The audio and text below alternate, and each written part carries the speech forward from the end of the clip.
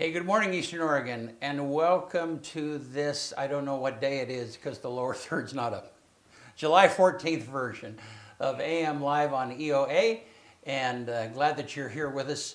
If you want to find our content, go to EOA Network, EOA.network, and that will take you to the place where you can find our stuff and where our Roku and Facebook, our YouTube channel, all of that stuff is.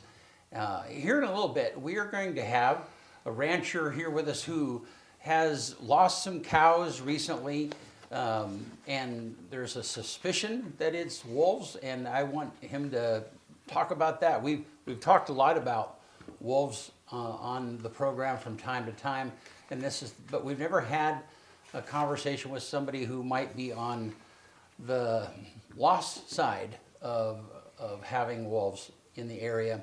And so it'll be an interesting conversation. Moe Donigian. Moe, how to say that again? Tell me your name again. The last Donigian, sorry, so I can pronounce that the right way. Our graphics were a little off, and so it's kind of just totally thrown me off this morning. So, hey, how are you, man? The graphics. Yeah. That's funny. Yeah. But you're going to be kind, right? Yeah. Yeah, okay, Good. It must be nice to not know what day it is. Yeah. That's my only jab at you. Oh, is that nice? Yeah. So, yeah. It's I only know what day it is because I do the on this day. Yeah. And I screw that up sometimes. So it is what it is. There's a little fire update. The salmon and the Olive Butte fire. They're two separate fires, right? Outside of Baker, up Granite, Sumter, they're still at 0% containment, both of them. Huh. Yeah. And they're both roughly around 2,000 acres right now. And where is Granite at? Sumter, outside of Baker, like 30 miles Okay. outside of Baker. But they're both one's at like 1,300 acres, one's like close to 2,000. And there's a little gap in between them, but they're 0% containment. They got there's like 14 zones up there, fire zones that are on stage 3 evacuation, and then like 4 or 5 that are on stage 2 right now. Stage 3 means like get out. Yeah. It's not good. Wow. The fire up above, up outside of Pendleton, the North Cayuse fire is like 90% contained right now, so that's looking good, but these ones are 0. And you could tell too, you could hear it. I mean, you could see it and smell it, and pay it. The smoke doesn't really go that way that much, but you could see it, you know what I mean? And you're like, oh man. And you can totally see that it's 2 different fires when you come through Baker.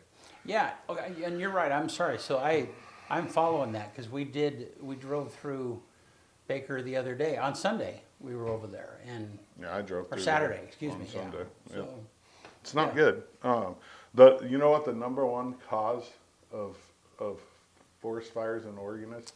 Outside of lightning, obviously. I was going to say, yeah, because some of these new ones were lightning strikes, I think. Outside of lightning, what do you think it is? Vehicles. No, it's debris burning. People burning, you know what I mean? Just burn slash or whatever, and then it just gets out of control. Yeah, it's the number one, and it's because people wait and they wait and they wait to do it, and then fire season gets here and they're not using their head and they light a burn barrel or they light a slash pile and Huh. it's not that's preventable, right? I would say, yeah. Yeah, don't park your car over dried grass is another one. It's like pretty simple. It's like just use your head. Yeah. Don't shoot tracers into a dead tree. Yeah. I don't even know who has tracers. I mean, I got a lot of guns. I got a lot of bullets. I don't have tracers. I used to have some. Yeah. They're fun. Yeah. They're fun. They are, but they're like, They're expensive. It's not. They are extremely. It's not fun. a practical thing at all. Well, I mean, if you're a redneck and you like blowing stuff up, I mean, they're pretty practical. Oh, look, that's where that bullet went. Yeah, it's kind of fun, actually. Yeah. Well, hey, you want to do sports? Let's do it. All right. AM Sports Report brought to you by Northwest Furniture and Mattress. Your style, your way with Flex Steel. Customize your furniture to match your unique taste. Choose from a variety of fabrics, finishes, and designs at Northwest Furniture and Mattress in LeGrand. Best selection and prices in Eastern Oregon. Shop around and find out.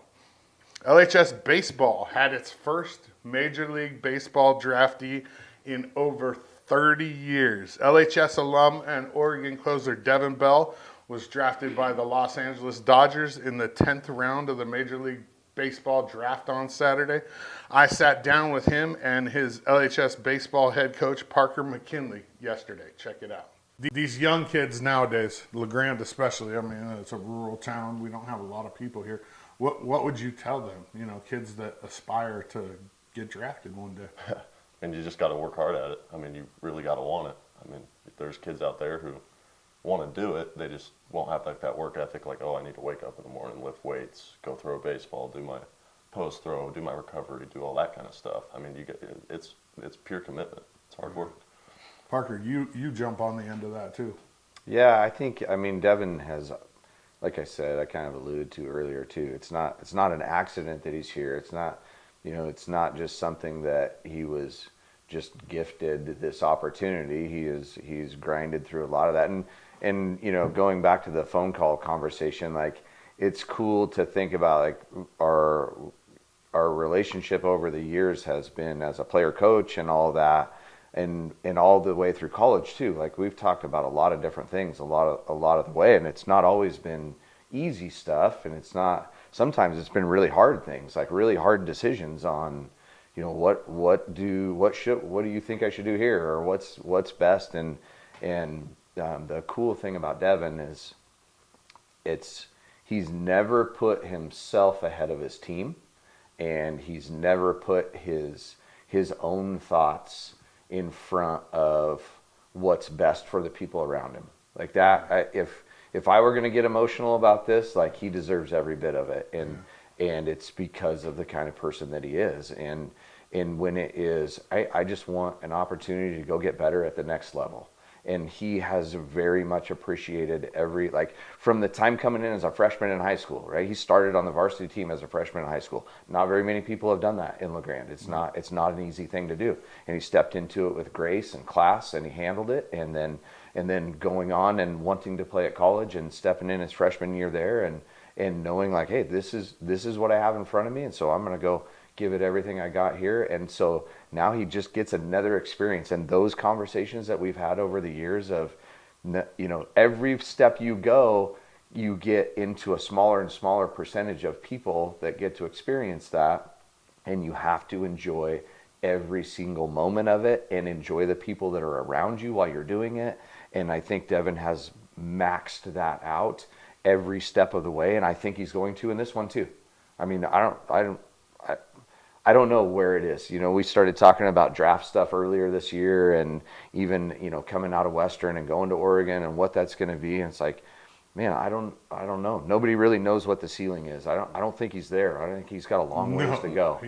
I don't think he's there. And it's because of the work that he puts in, and the way that he does it, and he does it for the people. He wants the people around him to be great, and that's what he dedicates himself to making that great for everybody. That's awesome. From every little kid to his teammates to, you know, his number one fans and his mom and dad, and like, it's just a cool experience. He deserves every bit of it. So yeah, it's an awesome thing to watch him go through it. Thanks again to Devin and Coach McKinley. That, like, we just jammed that together. I mean, obviously he got drafted on Saturday, and they were both here, you know, Monday morning, and we put that out yesterday afternoon. You can find the full interview on our Roku, YouTube, and Facebook pages, and it's also on Instagram. Instagram's weird with longer form videos. Every once in a while they post, and this one did. So yeah, if you want to watch the full video, go to one of those places. The LeGrand Junior Boys Baseball team won the 2026 Little League State Championship over the weekend.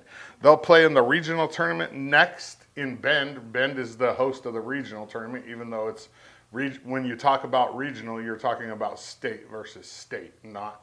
So it's weird. Oregon just happens to be the host, so they'll stay in Oregon, but they're playing other states in this for a chance to go to the Little League Juniors World Series. That's pretty cool. That picture was courtesy of Jessica Blakely. The LeGrand Slam lost their first game, and I went to this tournament. You can see right there. They talked me into a picture with them. I don't usually do pictures, but the boys were like, come on, you have to do it. So I did it. And they lost their first game on Friday. It was hot. It was 100 degrees all weekend. And they lost to a team that they had never lost to before. And, they weren't feeling great after that game. But they came back over the next 2 days, won 4 in a row, and won the championship of that tournament. It was really cool. It was like show a little bit of grit, show a little grind, and they ended up beating the team that beat them the first game in the championship game. So congratulations to those guys. That photo was courtesy of Sean Daggett. AM Sports Report brought to you by Northwest Furniture and Mattress. Big Red rocking chair on Elm, off Adams in LeGrand. All right. Thanks, man. Yeah. All right, well, let's take a look outside. And it rained a little bit this morning, which was surprising to me. Still wet out there. Yeah. And 55% chance today. yeah, and it's like, it was, when I went to bed at, 10, it was still in the mid-70s. It was warm. Yeah, the low today is 60, so Yeah. that would probably be 70 again at 10 Yeah, o'clock tonight. it reminds me of, tonight it'll be humid. It reminds me of the Midwest, where you go out, it's 80 degrees, and, still. I don't mind the heat as long as there's no moisture involved. Yeah. Well, I think we're going to have humidity today. Yeah, So. you just sweat when you walk outside. Yeah. So 89, it's going to be in the 90s the next several days. The rest of the week, Yeah. all the way through Sunday. So be careful out there with the fire hazards that you might have in your life, whatever that might be. Kyle and I were just talking beforehand of how those fires, just started with silly stuff. So, Yeah, most fires outside of lightning are 100% avoidable. Yeah. So, all right. Well, hey, glad you guys are here with us. We're going to take a quick break, and we will be back with Moe Donigian, who is a rancher north of Elgin. We'll be right back.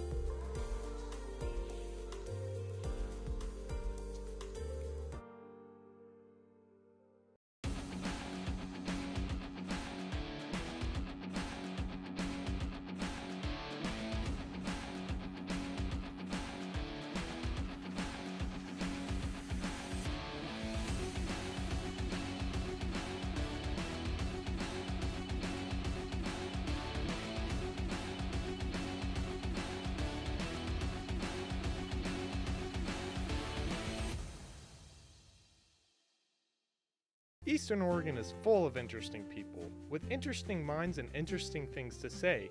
Here at EO Live, we're committed to connecting you to these intriguing people with EO Talks. We let our special guests share their ideas and life experiences with deep, open, engaging, and inquisitive conversations. You'll also be informed in depth on some of the most recent and relevant events, issues, and more. EO Talks on EO Live, your connection to Eastern Oregon, now on Roku.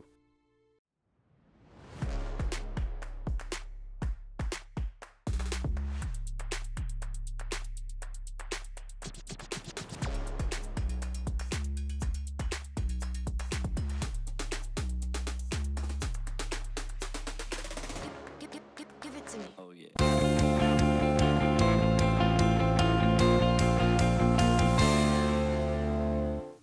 All right, we're here with Moe Donigian. How are you, Moe? I'm fine today.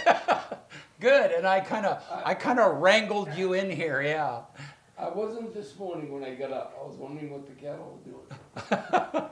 I can imagine so. Yes, Yeah, you live with it. yeah. Well, I'm glad you're here. Thank you. And we actually called. You talked to me a week ago because you had some lost cows, and you were trying to find you lost 3 to begin with, right?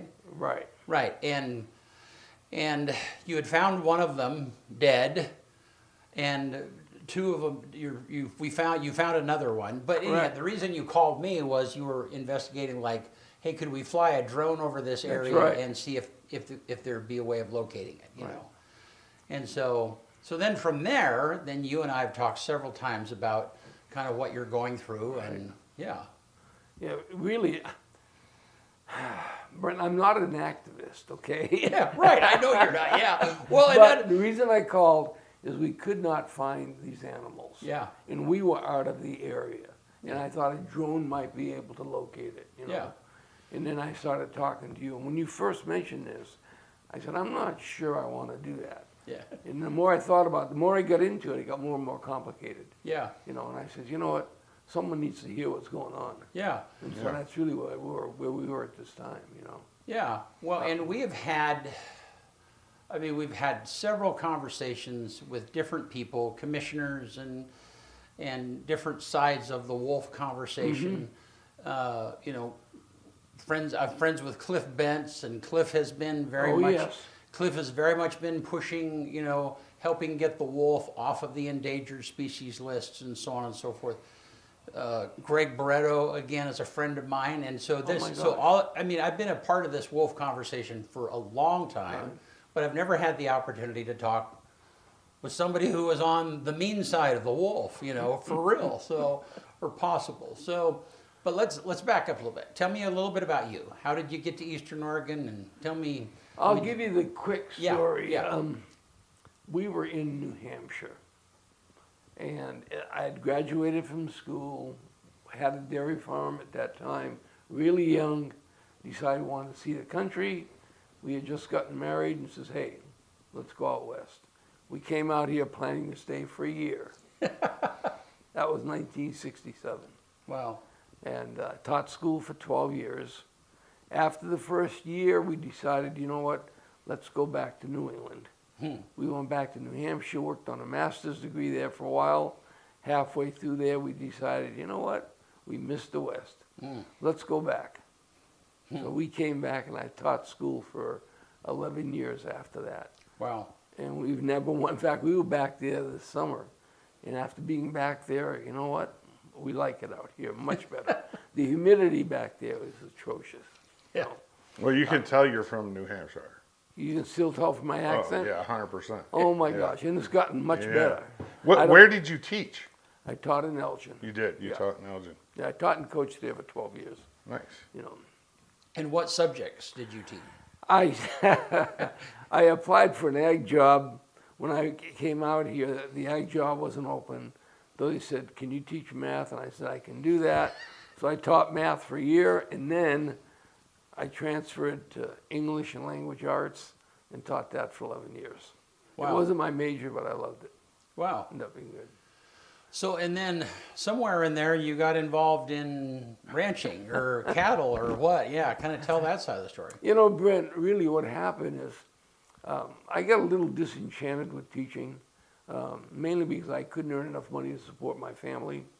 And there were some rules and regulations in teaching that were sort of tied your hands.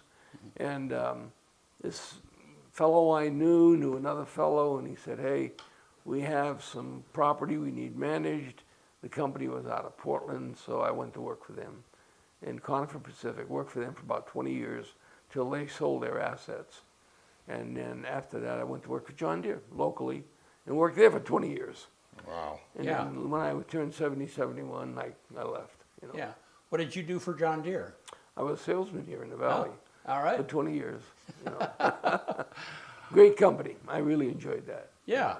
So, You know, and during that time, we still had cattle. We always had cattle. yeah. You know, and really, we've enjoyed doing. We like that style of life. And now we've been retired for 10 years now, and running cattle. And it's not my main source of income, okay, Brent. Yeah. But it is something we like doing. And after going through this experience, I really feel sorry for those people who are trying to raise cattle and have to deal with the wolves. Yeah. It's a very difficult situation, you Yeah. know. And I don't want to point fingers at anybody, to be honest with you. But there are things I think can be changed and need to be changed. Yeah. Um, So, so tell me, how many cows do you run?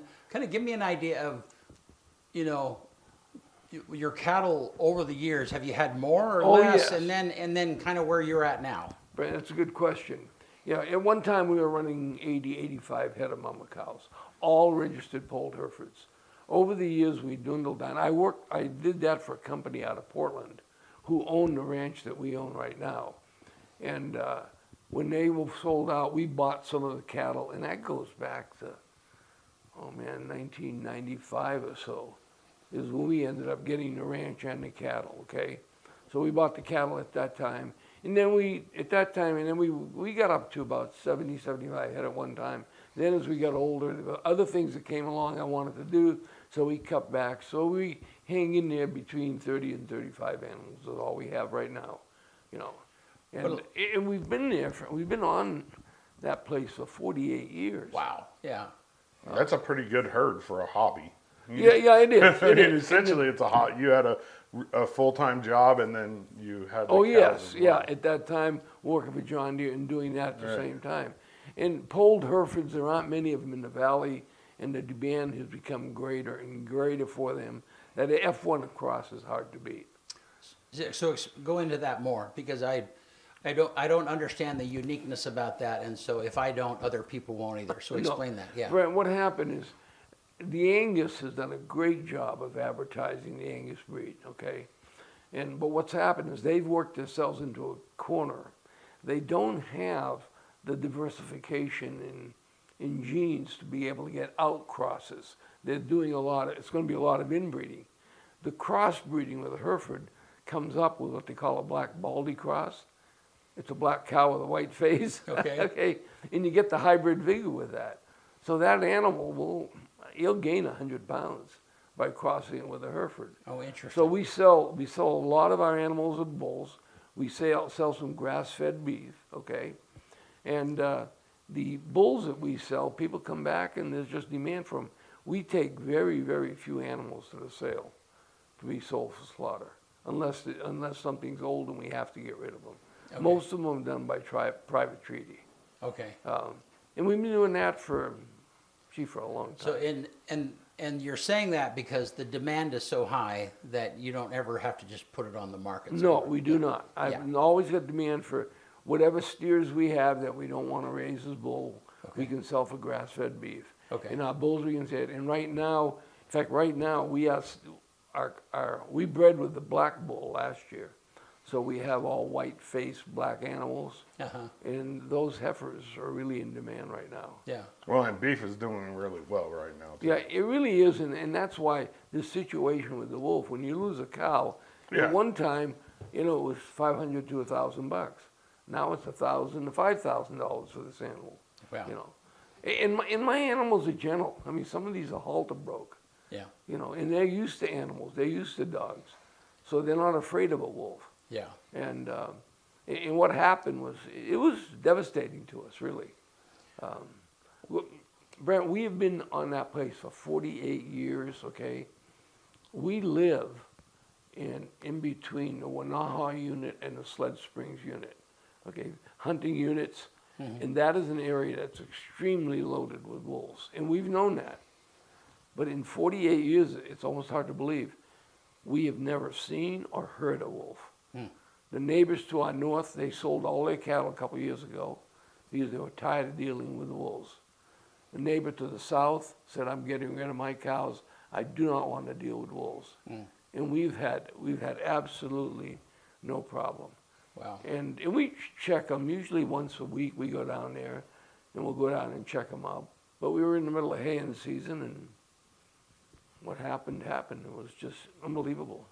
I have some pictures, and so let's kind of look at them real quick and kind of show people where you are. So then this, you can see where Elgin is. Yes. And then this is approximately, and we're talking about not your property, this is the property, you lease this property and run your cows on, and this is where this depredation happened. Correct. Okay. Yes. Or, possible depredation. So I don't feel that way. Yeah, I know you don't. I know you don't. So why are we calling it that? Yeah. Well, I mean, why is it called possible if he? Well, because The ODF and W said possible. correct. Yeah, Oh, we're going to okay. get into that. Yeah. So, and here's some of your cows. I assume you took these pictures yesterday. Yeah. Well, this one was taken in the spring. Yeah. But see, that's on the west side of the property, west side of that road. Yeah. And we live to the right of that picture you're looking at. Okay. Our house is right there. Okay. And then I'm just showing now. Part of the conversation that we're going to have, or that we're having, is that part of that property. Let me go back to this picture. So part of this property, go back. Yep. Okay, so all of that property right there is right along the Grand Ronde River. Oh, yes. And that has let's go back to this picture. And so the point is trying to keep track of cattle in this area is complicated.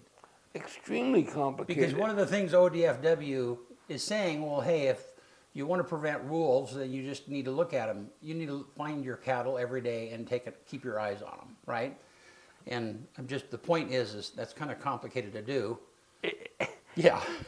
I'll tell you what, they're telling me they cannot validate wolf kill on these animals, okay? We've had wolf kills to our north.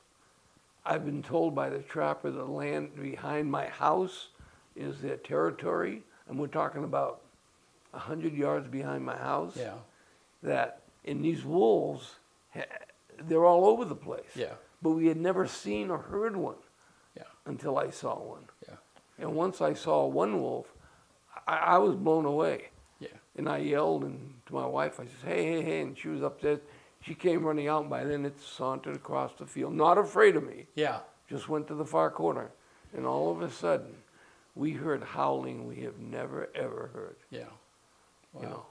You know? And that's where all of this started. Yeah. Let me just get through the rest of these pictures here real quick, Bennett, and then I'm just trying, this is kind of the terrain that you guys live in and that your cows are in all the time. And then this is one of the cows That was one of the, in fact, two of the ones that were killed were sisters, full sisters. But this is a set of twins that one cow had. Okay. And when you deal with something like this, and that cow ends up being dead, it's emotional. Right. There's no way of getting around Right. it. you know. And then this is the carcass of one of the cows.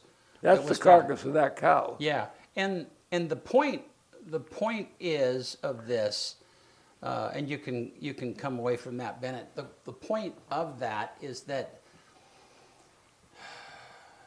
it's the ODFW will compensate ranchers who lost if they can prove, or if it's found to be true. I mean, if the evidence lines up that says that yes, this was a wolf depredation, and they have a certain criteria that they go through Correct. to do that. Okay, but like in this particular case, this cow has probably been dead a couple of weeks. That cow, from what they told me, it was dead for probably a week or 10 days. Okay. Is what the trapper told So, me. and in the meantime, you have coyotes or whatever it is also feeding on that carcass. And that one was found because there was a bear on it. Okay, interesting. Okay.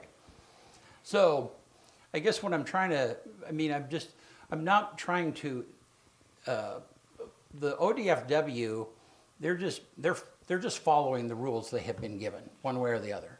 May I correct that for a Please, second? go ahead, yeah. I looked this up last night. Yeah. Who makes these decisions? And I may be wrong, but from what I read, the ODFW makes the rules. They need to be passed by Congress Right. to be accepted. But those rules for the ranger are almost impossible to follow, Brent. They want you to For find... the rancher? For the rancher. Okay. They want us to find that kill within a few days. Once we found out we were short 3 animals, we were gone. We were gone back east for family reasons. The young man looking after the place, very competent young fellow. He rode around checking. He could not find those animals anywhere in that 250 acres. When I approached ODFW, they said, well, maybe they left the area. Maybe they're gone. My fences are impeccable, okay? A cow does not leave their calf. I mean, it'll climb a wall to get to a calf. And so the calves were there, but not the cow. That's right. Okay. All the calves were there, but not. We only found 1 cow. He couldn't find any of those, Brent. And he drove around forever trying to find them. What happened is, we were back east. I had a call from a fellow that I leased it from. His son happened to see the bear, went over to the bear, and that's how we found that carcass. Okay. Okay. Let me add a little something to the ODF and W makes the rules, just so people understand. It's not the ODF and W making the rules, it's the board that the governor appoints. So there's like a 7-member board for the ODF and W that's appointed by the governor. And they vote to decide what is going to change with the OARs. And then there's a commissioner that's appointed by that board. So whoever's in control governor-wise, they're putting people that they have on their, whether it be Republican or Democrat, into those positions. So it's not like the ODF and W. It's a 7-member board. They serve staggered 4-year terms, and they are the ones that are changing the OARs, and then it has to go to Congress. Yeah, absolutely. Okay, Yeah. all right. That makes Just sense. to give people a little insight on Yeah, how that because works. I wasn't sure, so I looked it up, and so that's I didn't get all that information either. So But when you reduce that down to the local rangers, the local investigators that are coming out, yes, they're given a set of rules that they're just going by. Now, and they might be as frustrated as you are, and they were. Yeah, because they're feeling like, okay, so what do they, and they're not here to defend themselves or whatever it is, so I'm just trying to. And I don't want to point fingers at them. No, but what do they look for to verify that it was a wolf kill? Okay, they look for scat, which is, poop Yeah, from the wolf, okay? because wolves will poop on their prey. Is that part of the Well, thing? they'll be around there for a while. Okay. They eat, and so they scat around Right, there. right. They look for scat, if that's possible to find. But the biggest thing they look for is, was this animal dead before the wolf got there? Or did the wolf kill it? Mm-hmm. And that's the biggest criteria, Brent. And they shave the hide, they get under the hide, see if they can find tooth marks, and they were telling me something about if there's blood there. If it's blood there, then the animal was alive, so the wolf killed it. If there's no blood there, then the animal was dead when the wolf got there, so it just fed on it. Okay, but that's what they do. I don't know about that system. Yeah. Look at it from my point of view. In 48 years, we never heard or saw a wolf. Right. We see a wolf. We hear the howling, not just one day, one night, the following night, we hear this howling, and 3 days later, we're missing 3 cows. Yeah. Yeah. I mean, you put that together. I feel in their heart of heart, the trapper and the biologist, I think they agreed with me, but they had these rules to follow. Right. And I don't think, in other states like Idaho, in fact, I happened to talk to an Idaho guide who is a guru in Idaho. And he says, hey, wolves are very elusive critters. He says, out of a year, I spend 300 days out there. And the number of wolves I've seen, I can count on both fingers, actually in the wild. Right. That's why they trap them. Right. He says, so there's got to be some rules and regulations that appeal to the rancher. And these rules, it's almost impossible to find. You think it'd be easy to find a full-grown cow, and it really isn't. Once they're opened up and their internals are all gone, I mean, from 20 feet away, it looks like a bunch of sticks. Yeah. And that's what these carcasses look like. So if they had determined that it was a wolf kill, then what's the compensation for you? To kind of talk to me about how those rules have changed over the last few years. Yeah, Brent, I'll tell you, there are 4 classifications right now for wolf. It's a definite kill, okay? Confirmed, yep. It's a probable kill, and I can't remember the third. Possible unknown. Yeah, That's possible number 3. unknown, and then it wasn't a predator kill is the last one, okay? And all I asked them, I says, is it possible that a wolf has killed these cows? And they said, from our determination, it is not. So I said, well, what other options are there? The answer is, we don't know. So they were all confirmed as other. That's the 4th one. Other is the death was not caused by a wolf. This includes natural causes. They weren't even probable. And when I first mentioned it to them originally, when we found out the animals were missing, they said, well, are you sure it didn't die from poisoning, eating something that made it sick, or was ill, or a disease, or and I said, hey, in 48 years, I've never, ever lost an animal. I might have lost some during the calving process in February or March, but never during the summertime. And so is it just coincidental that we see the wolves, we hear the wolves, they're in our neighborhood, we know they're there, yet they didn't kill my animals? Well, and your neighbors to the north and south were losing animals to wolves, and they took the buffer out too. Oh, yes. I mean, that was basically a buffer to you. Yeah, absolutely it was. And the thing about the wolf kill is very, very difficult to identify for these people. And finding the carcass, how we found the second one, which was very interesting, I rode around with the trapper, I rode around with the range rider who works for the USDA, and we were there for hours going over it. And it's hard to cover all this ground, but we drove within 30, 35, maybe 40 maximum feet of this dead carcass, and we never, ever saw it. But the fellow that was there was riding around with his wife and almost ran over it. And then when we saw that carcass was completely different.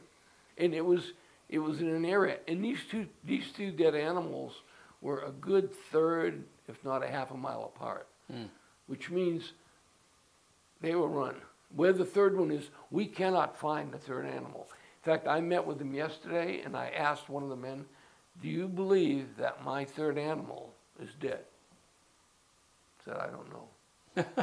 And I reported it to the brand inspector, and he said, Mo, there's nothing like that out there. We don't have any animal. We can tell your animal. My animals are pretty.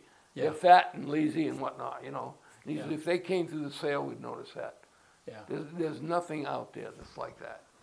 And then finally, the trapper said, you know what? Yeah, the animal's probably dead. It would have to be, and we can't find it. The only reason I'd like to find it is there anything that would convince these people that maybe a wolf killed it? They can't kill. And I said, the process of elimination tells you what other critter could have killed it. Yeah.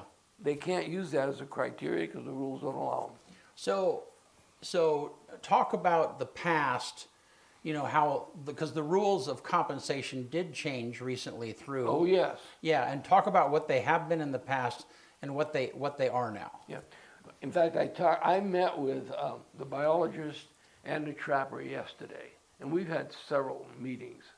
And at one time, you could not shoot a wolf. You could not get rid of him unless he was actually in the process Active. of killing your animal. Yeah. Or chasing, right? Yeah. No, not chasing. No, not killing. killing. Oh, Yeah. really? Okay. All Yeah. right.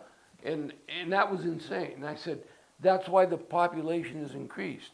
Now, yeah, as long as, is it Highway 395? If you're east of that, you can actually shoot a wolf if it's chasing or harming your animals. I think west of that, you cannot do that. And the gray wolf, I think, is protected everywhere. Okay. But like the wolf that you did see that was casual, you could not legally shoot that wolf because he wasn't chasing That's livestock. right. Unless I shot him and took him over to the cows. Yeah. I wouldn't say that on here. I didn't say I would do that. Yeah. No, and the strange thing about that is I was on one side of the road and that wolf was on the other side. That wolf was 50 feet away. And he stood there and looked at me. And he was an ugly looking critter. No fear whatsoever. Oh, not at all. Yeah. And there was a time when they were being shot at by farmers, ranchers, whatever, that they were afraid of us, but they're not anymore. Yeah. ODF and W can also, they can okay shooting a wolf. Like if it's depredated, like I think more than 2 times. Yes. They can say, okay, you can take that wolf You out can if take that see one. it. But Yeah. you know, that alone is hard. I mean, they're basically a nocturnal animal. And, It'd be hard to tell which one. How I don't even know how they would do that. No, Like, and I don't even know how they get rid of the animals that they do get rid of. You know, how do they find them? Do they track them? Do they trap them? I'm not sure what they do to See, them. I had heard it was either Idaho or Montana that wants to actually kill a wolf, if you have a wolf that's on the kill list or whatever it might be, that the cost of, since they are so clever, that the cost of doing that is about $50,000 per wolf, because they're just hard to track. I mean, they're hard to kill because Right. yeah. You know, and to give ODF some credence and really, I mean, they've been fair with me. I don't doubt that, you know, but I just don't think. I don't think that they can express their inner feelings because their job depends on it. Because they have rules they need to follow. Yeah. In fact, Senator Nash he called last night because I've talked to him once, and he was extremely understanding. He says, "Hey, get back to me. Let me know where you are." And the range rider, the fellow that works for USDA, he got a hold of me also. And he says, "Hey, we're not your adversary." He says, "We're trying to help you out." I mean, they've been good about it. I just think the rules and regulations, what they're asking the ranchers to do, to be able to find the carcass, find the kill in short amount of time in some terrain, is virtually impossible. We cannot do that. But all evidence tells me that the wolves are there. We know they kill. We know they prey. And one of the criteria that I know is true, when I found out that, right after I had seen that wolf, I jumped on my side-by-side. I drove through the 250 over to the 250 they were in. I wanted to make sure my cattle were okay. And that happened within an hour after I had seen it. Once I got on that 250, those animals heard my side-by-side, and they came rushing to it. At that moment, I knew something had disturbed them. So I turned around, and they followed me all the way back through the next 250, all the way back to the ranch house. And so they had been run. And the fact that these 2 kills are so far apart, I have no doubts that something has chased those animals. And that third animal, we don't know where it is, you know. So, in a confirmed kill, the state now compensates a multiplier. Yes. Okay. So, and that is related to the crisis that it causes a herd when they're chased. Talk about Correct. that a little Oh. bit. Yeah. Brent, my herd is still not the same. And anyone whose animals have been chased by wolves will tell you the herd never gets back to where it is. because when we brought them back, they roamed all over the place. And from one end, on our side of the road, there's only like 120 acres. But they were from one end to the other, never really resting and lying down. Well, we ran out of pasture, so I had to put them on the next 250 across the road. Again, we're on the breaks of the river for the next two, not the one on which the animals were killed, but the parcel north of that, okay? And it's on the river also. My son came up to help me. He's a pastor up in Idaho, in fact. He came down, and we tried to find those cattle. They had gone down that steep bank you saw to the river on that picture. They were down on the railroad tracks. In 48 years, I've never, ever had a cow go down there. It wouldn't Never. make any sense for a cow to go down No, there. and listen to this. He said, Dad, how are we going to get him up there? I said, Yeah. We're going to call for him. He said, what? So I got on top of a knoll and I yelled, and every one of those cows came back up. Right. So he took them back up to the house. And they had access to water somewhere else. It yes. wasn't a water yeah. issue. And they can't, it's hard to get to the water because there's the tracks. Right. And then Oh, the yeah, river. there is, yeah. Okay. They came up. Next morning, they were down there again. Wow. So something chased them So back down there's no there. doubt. And when you look at predation by wolves, that's one of the characteristics that's left with the herd. The herd becomes agitated, they become excited, they're restless, and that sticks with them for a long, long time. It's only now, and it's been almost a month, that they're finally starting to settle down. But was it not last night, but the night before, we heard the wolves again. Yeah. And it was 9:30. I jumped on my side-by-side. It was getting dark. I went down there with a gun, and they told me just go down there and just try to scare them off. Went down the brakes and shot off a couple of shots with the shotgun. And finally, I didn't hear any peeps, and then came back. So I know they're there. Right. But there's got to be some better way of doing it. I mean, they say they will compensate us, but to try to get the compensation, Brent, is very difficult. You know. Well, and part of the compensation is when a herd is stressed, they don't gain as much weight. Oh, absolutely. And so then the value of that product goes down for the whole herd. For the whole herd. Right. You ought to see that. I mean, there's 3 calves out there now. They're 3 months old. I mean, they're running around trying to figure out life. Right. And they stick together. All of a sudden, the mama's gone. Right. And you should see, it's only been a month, but you ought to see them compared to the ones that are nursing. Oh, interesting. I mean, A big difference. yeah. So when I asked, what are my options?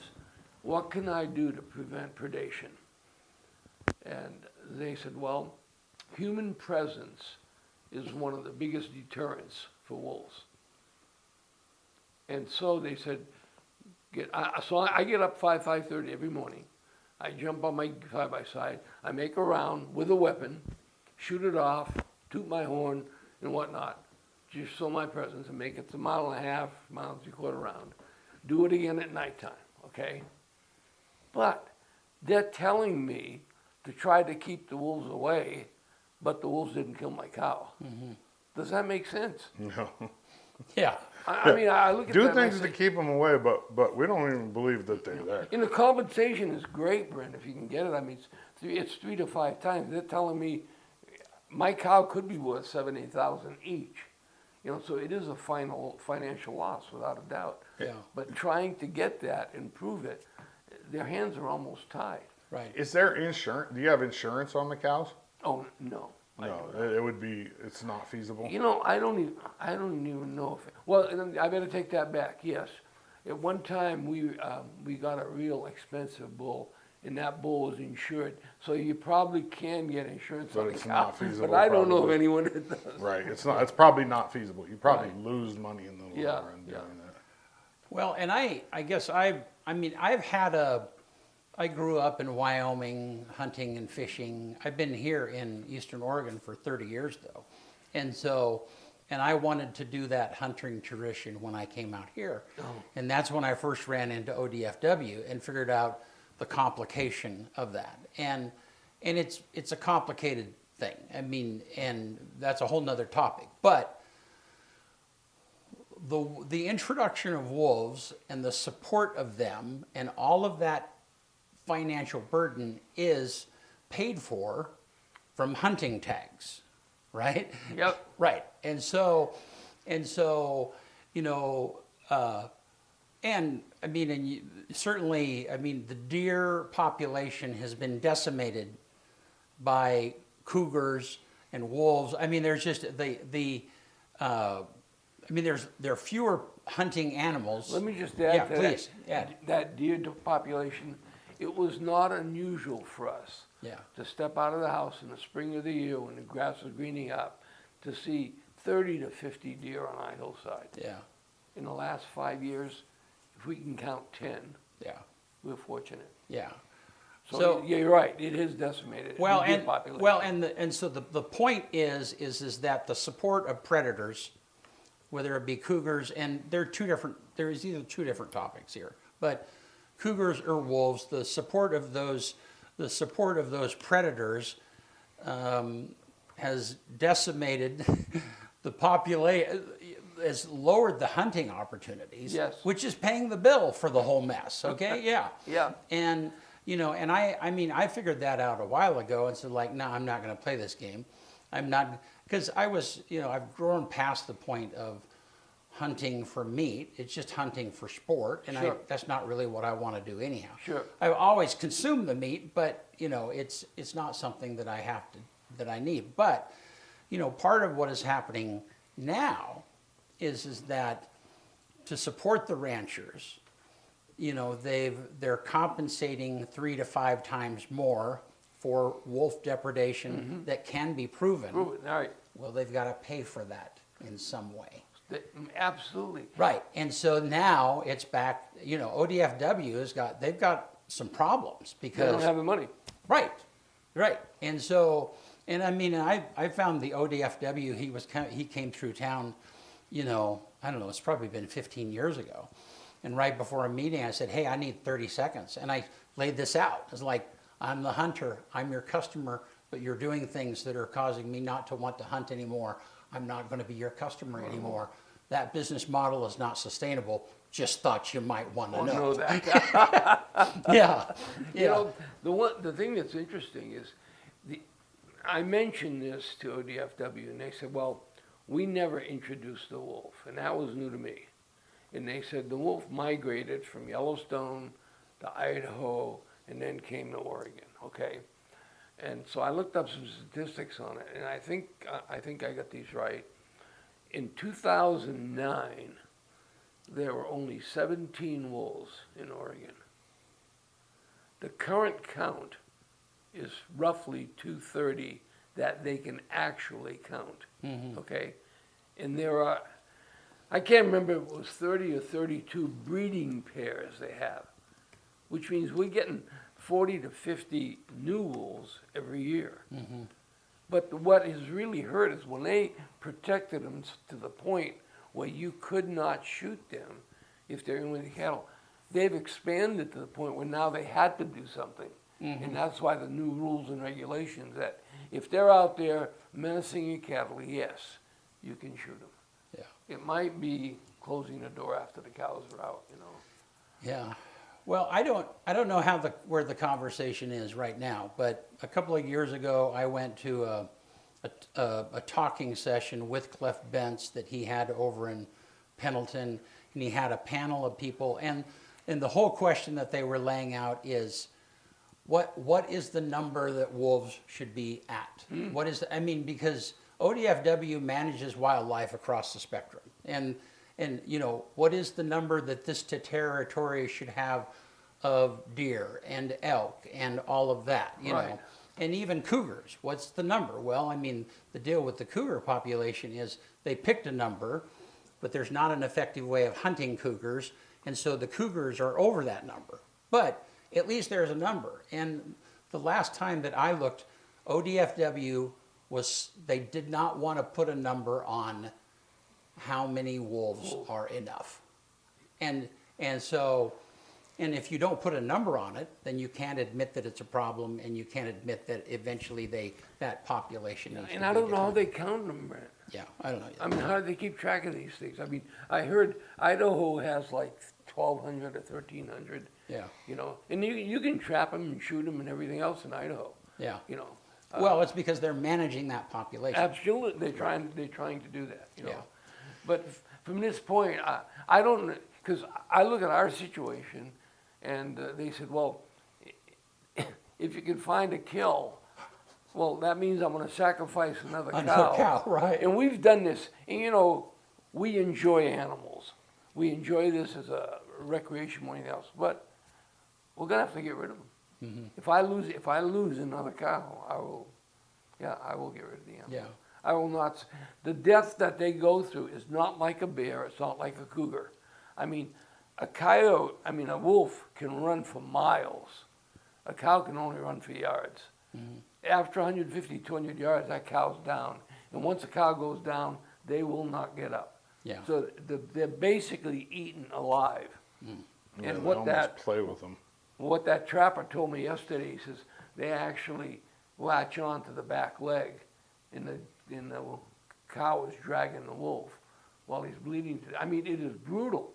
I don't want to see any animal go through that, you know. A bear jumps on him and kills him, goes for the throat, so does a cougar. But the wolf is just vicious, and it takes more than one. It takes 2 or 3 of them, you know. Yeah. Well, and let's go back before we quit real quick and just talk about the emotional aspect of a rancher is connected to their cows. Yep. And I mean, I wouldn't call them quite a pet, but it's not far from. You got that picture? Yeah, yeah. Pull that one up. The one here? Yeah, that one right there. That's one of the cows that died. It was 25 below zero right there. Yeah. I had them in a pen. You see what that cow's doing right there? I reached down and grabbed that calf. You know what that cow did? Reached up and licked my face. I mean, if that doesn't create some emotion in someone, Right. you know, wonder. And so, yeah, you get attached to them, you know. Right. And so when something like this happens, you see, and then they're almost pets, Right. and they're brutally killed. Right. You know. Anyway. Well, thank you for coming, and be sure and keep us posted on, you know, and I guess, you know, I mean, when I talked to you on the phone, you and I didn't know each other from Adam, you know, but you know, I mean, I loved how genuine you were. I could tell, and you know, and you're. Oh, Brent, thanks. Yeah, I mean, you're just cut from the same cloth that my family is, you know, for years and years. My grandpa had a thing on his wall that said, you know, if I had $1 million, I would ranch until it was all gone, you know. That wouldn't take long either. Yeah, not now. Yeah. This was 40 years ago, but you know, I appreciate. Yeah. Well, thanks. Appreciate you being here. So. And I got a wonderful message Yeah. from the USDA guy this morning pertaining to the same idea. Yeah. And Senator Nash also, the message he left me was he said, hey, give me a call, let's see if we can do something. Yeah. So they're working at it. I think something needs to be done. Yeah. The rules and regulations are not in favor of the ranch. So, how could they simplify this? If you could go in and adjust the rules that they're working with just a little bit, what would you suggest? If there's a history of wolf kill in your nearby area, then that should be a criteria Okay. for probable. And if there's howling and sighting, shouldn't that be a criteria? Yeah. That's a possible kill. Yeah. And none of those are in the ODFW. They're not in their rules and regulations. Yeah. And that's why I look at this and I say, that's insane. Yeah. I mean, we know they're here. We know they're killed. 2 springs ago, behind my house, we counted 12 dead sheep scattered out. I called ODFW. They came over and said, Moe, you're wrong. There were 15 dead sheep. They were just killed and laid there over a span of about 100 yards, all by wolves. They didn't eat them. They do it because it's recreation to them. Yeah. Sport, yeah. Yeah. I mean, yeah. And the wolf population needs to be lowered somehow. Right. You know, maybe even open a season on them or something. You know, Bert, I'm not sure, but the ranchers are paying the price to have these here.